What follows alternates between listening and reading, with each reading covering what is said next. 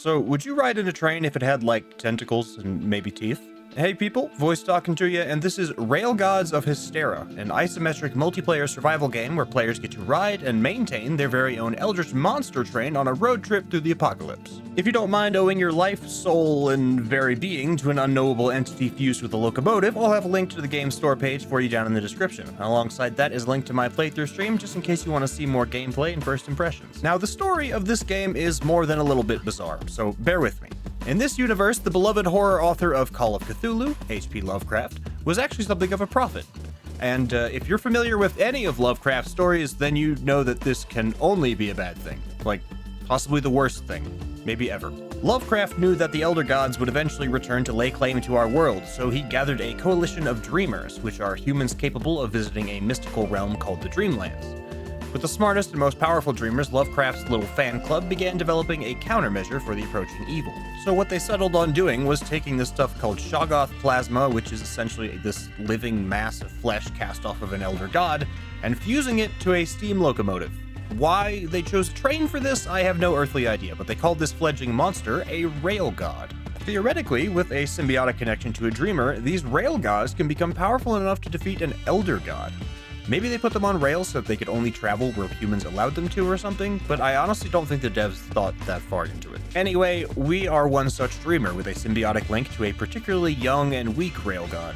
After awakening from our stasis, we escape our tomb and make our way to our living locomotive, where our connection is renewed and our journey begins. The monster train is the capstone feature of this game, so let's dive into that first and foremost. Our train allows us to travel quickly and safely through the wasteland, but only in one direction.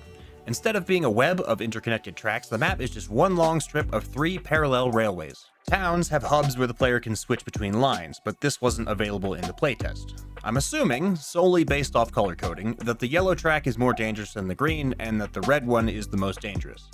Aside from that, the tracks seem to stretch on infinitely. But remember, our train is pretty much the farthest thing from normal, so instead of feeding it coal, we need to feed it flesh, and the fresher the better.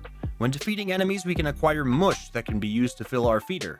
Or, we can cut out the middleman and capture an enemy alive to be fed to our fledgling god. There you go, eat up, girl. The train is also our mobile base, and like any good survival game, we can upgrade and customize it. That said, construction is heavily restricted. Each car only gets 1 floor and has exactly 9 squares inside, so 6 slots. In these slots, we can build workbenches and important stuff like storage and cages, which is like storage, but, for people. There are different kinds of walls and roofs we can use to give bonuses to different workstations, but aside from that, customization is pretty much off limits. On the bright side, we don't need to dirty our hands with manual labor, as tentacles will sprout from walls and floors to automate the work for us. The train is pretty much the best part of the game, and since it's only really okay right now, you can probably guess how the rest of this is gonna go. But hang in there, because this is really just a super early playtest right now, so keep in mind that most of these features will be fixed by release. I hope. When the train is stopped at any location, we can leave and explore the wastelands to harvest resources, find loot, fight and capture enemies, and complete simple quests. The world is bland. End of sentence. Exploration is a lot of wandering through identical interconnected clearings in one of 3 similar maps. The one dungeon I did get to check out was kind of neat, but the environments in general are severely lacking in personality and frankly, anything worth looking at. Combat is also pretty bad. We have a dodge, a spell given to us by our train, which is just a shadow bolt, and a melee and ranged weapon attack. Depending on which weapons we have equipped will deal different kinds of damage, but I only saw a couple different kinds actually used, and there's no way to tell when an enemy is vulnerable or resistant to an element without hitting them. And then after that, you better remember who's weak to what, because the game won't remember it for you. There's no bestiary or anything like that. The animations are okay. The enemies are kind of neat. There was one in particular that caught my attention just due to how nasty it was, but the rest were just crazy people or fishmen. And they all have room temperature IQ as well. And the combat is really just baiting out attacks, smacking them a couple of times, then rinse and repeat. One feature I did actually find pretty cool in the exploration was the madness mechanic. The longer we spend away from our train out in the wastelands, the more madness we build up. At certain thresholds, madness will prevent us from seeing or interacting with certain items in our inventory, and can even distort our map and mini-map to confuse us. I actually think this is one of the game's most innovative choices. When we return to our train, we can offer our madness to the Railgod's heart to increase our symbiosis and unlock new abilities. There was a teleport ability, which didn't work, but I'm also curious to see what other skills and buffs we can unlock through this method in the future. Right now, this game is also extremely quiet, and not in a good way. The music is faint and pretty bland, and most of the sound effects are missing or filled by placeholder stock sounds.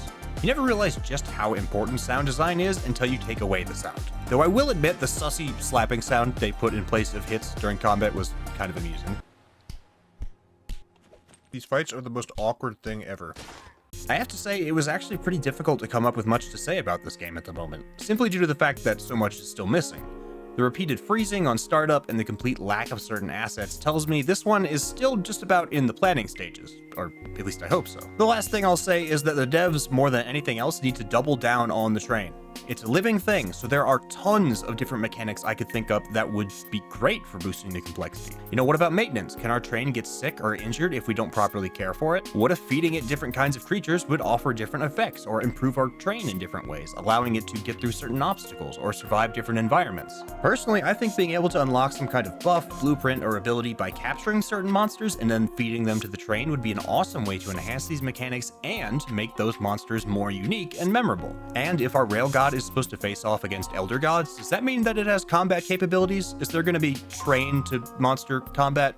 I don't know, but these are the kinds of things that they're going to want to work with. The current restrictive base building, boring combat, bland exploration, and general lack of both world building and storytelling has me understandably skeptical about this game's future. That said, it's just a playtest, and I think some of these concepts here are super interesting, and with some general improvements, they could turn out to be something really cool. I'd say that I'm cautiously optimistic about this title, but I'm just the voice in your head, so what do you think of Railgods of Hysterra? Are you interested in learning more about the world of Hysterra, or does this seem to be a slapdash story with no real direction? What would you want to see in terms of the train mechanics? Is this one you're going to be following, or has the lack of substance turned you off? I'd love to know what you think down in the comments. If you enjoyed this video, leaving a like helps get the channel through the algorithm and keep Lord Cthulhu from waking up. If you want to see more, subscribing is the best way to support the channel and keep new content coming your way, because I put out new stuff every single week. Thanks so much for listening to me today, and you'll be hearing from me again real soon.